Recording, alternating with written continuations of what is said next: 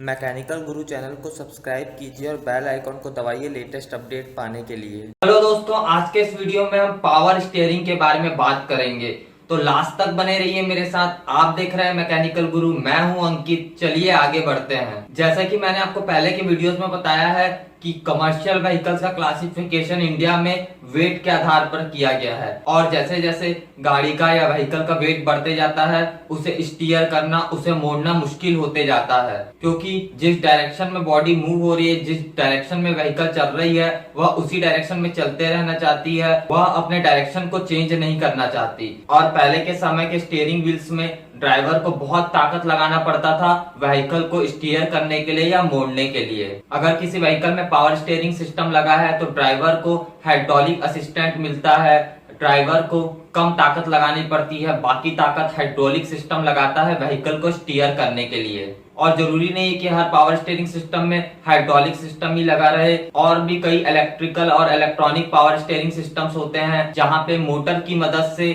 और micro processor की मदद से स्टीयरिंग को कंट्रोल किया जाता है। अगर किसी व्हीकल में, किसी ऑटोमोबाइल में पावर स्टीयरिंग सिस्टम लगा है तो व्हीकल के चालू होते से ही वो पावर स्टीयरिंग सिस्टम नहीं एक्टिवेट हो जाता।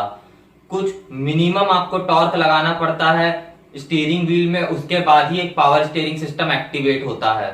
और यह मिनिमम टॉर्क, यह मिनिमम फोर्स हर अलग अलग पावर स्टीयरिंग सिस्टम का अलग अलग हो सकता है। और हमेशा एक पावर स्टीयरिंग सिस्टम इस तरह डिजाइन किया जाता है कि अगर ये पावर स्टीयरिंग सिस्टम फेल हो जाए तब भी ड्राइवर मैन्युअली व्हीकल को, ऑटोमोबाइल को कंट्रोल कर सके। व्हीकल या ऑटोमोबाइल पावर स्टीयरिंग सिस्टम के फेल होने पर अनकंट्रोलेबल नहीं होनी चाहिए। पावर स्टीयरिंग सिस्टम के कई एडवांटेजेस हैं, इनके बारे में बात कर लेते हैं। पावर स्टीयरिंग सिस्टम आने से स्टीयरिंग में जो एफर्ट लगता है वह कम हो गया। जैसे आज की डेट में 16 टन के ट्रक को भी आप ऐसे स्टीयर कर सकते हैं, ऐसे मोड़ सकते हैं जैसे कि आप एक कार चला रहे हैं, जिसके कारण ड्राइवर हेक्टिक फील नहीं करता और अलर्ट रहता है। जिस व्हीकल में पावर स्टीयरिंग सिस्टम लगा रहता है उस व्हीकल के स्टीयरिंग व्हील को अगर आप एक लॉक से दूसरे लॉक तक पूरा घुमाएंगे तो वह स्टीयरिंग व्हील 1 से 1.5 से 1.5 टन तक लेगा। लेकिन अगर किसी सिस्टम में मैनुअल स्टीयरिंग लगा है तो वहां पे आप स्टीयरिंग व्हील को लॉक से लॉक तक घुमाएंगे तो वहां पे वह wheel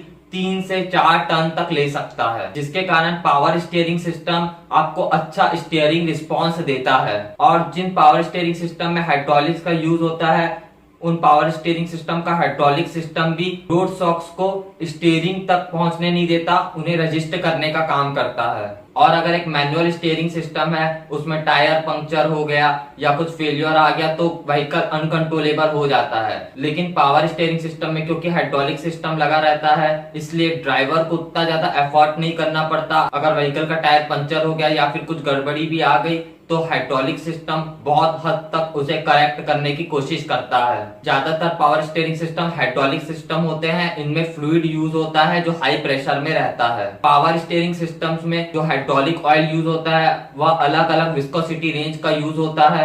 SAE 5W, SAE 10W या फिर इससे हाई विस्कोसिटी के हाइड्रोलिक ऑयल्स का भी यूज पावर स्टीयरिंग सिस्टम में होता है। और यह सिस्टम बहुत हाई प्रेशर में ऑपरेट करते हैं। एक पावर स्टीयरिंग सिस्टम 7 मेगापास्कल तक के फ्लूइड प्रेशर में भी ऑपरेट कर सकता है। वर्किंग प्रिंसिपल हर एक पावर स्टीयरिंग सिस्टम का सेम रहता है। स्टीयरिंग व्हील का आप जब हल्का सा भी मूवमेंट करते हैं तो उससे वॉल्व में मूवमेंट होता है, इससे जो फ्लूइड हाई प्रेशर में रिजर्वायर में भरा है वह रिलीज होता है और एक सिलेंडर में जाता है। इस सिलेंडर के दूसरे एंड में एक पिस्टन रहता है, वहां पे हाई प्रेशर में फ्लूइड उस पिस्टन के ऊपर फोर्स लगाता है जिससे कि उस पिस्टन में मूवमेंट होता है, जिससे कि आपका व्हील टर्न होता है, जिससे कि आपका स्टीयरिंग मैकेनिज्म काम करता है। यानी कि पिस्टन के एक तरफ फोर्स लगा के स्टीयरिंग लिंकेज को ऑपरेट किया जाता है, जिससे व्हील्स स्टीयर होते हैं, व्हील्स मुड़ते हैं। इलेक्ट्रो हाइड्रोलिक पावर सिस्टम्स में फ्लूइड पंप डायरेक्ट मोटर के थ्रू ऑपरेट किया जाता है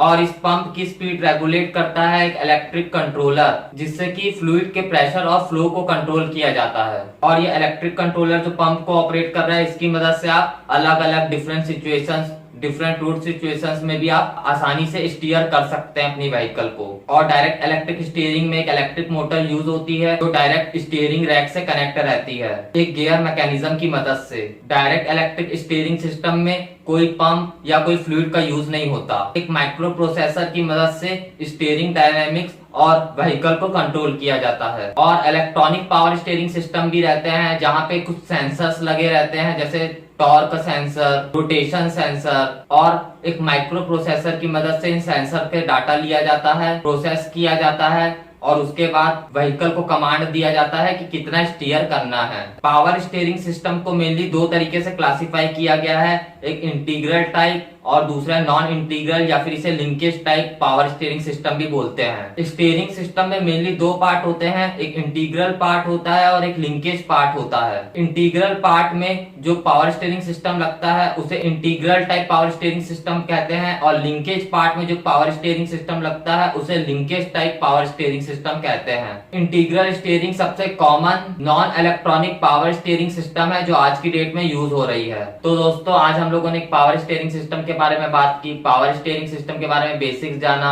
कैसे काम करता है और किस तरह क्लासिफाई किया गया एक पावर स्टीयरिंग सिस्टम को, उस बारे में भी हमने बात की। मुझे उम्मीद है कि आपको यह वीडियो पसंद आया होगा। अगर पसंद आए तो जरूर इस वीडियो को लाइक कीजिए। कुछ आपके पास डाउट्स या क्वेरीज है तो नीचे कमेंट्स में पूछिए। और अगर आपने अभी तक चैनल को सब्सक्राइब नहीं किया है तो तुरंत चैनल को सब्सक्राइब कीजिए, क्योंकि मैं आपके लिए रोज ऐसी अच्छी अच्छी वीडियोस लेके आता हूँ। जल्दी मिलते हैं। जय हिंद, वंदे मातरम।